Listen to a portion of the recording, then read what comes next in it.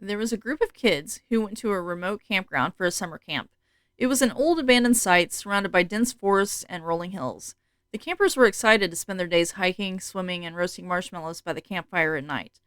But strange things began to happen on their very first night at the campground. They heard strange noises in the woods and saw eerie shadows moving amongst the trees.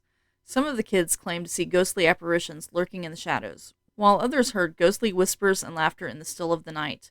Despite their fears, the campers tried to push on with their activities, but strange things kept happening. During a night hike, they stumbled upon an old abandoned cabin with its door hanging off its hinges. The kids peered inside and saw ghostly apparitions moving about in the darkness. They ran back to their campsite, scared out of their wits.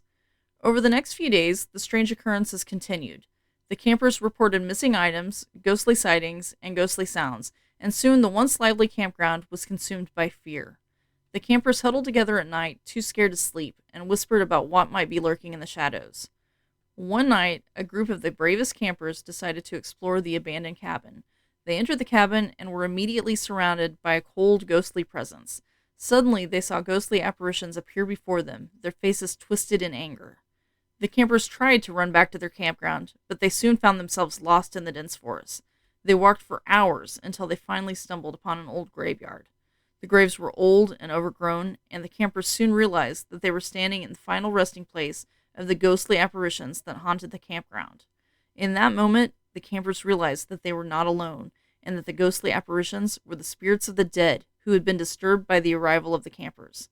The campers promised to leave the campground and to never return again so that the spirits could rest in peace. The next day, the campers left the campground, leaving behind the memories of their haunting summer camp. They would never forget the strange things that they experienced and would always remember the ghostly apparitions that they encountered.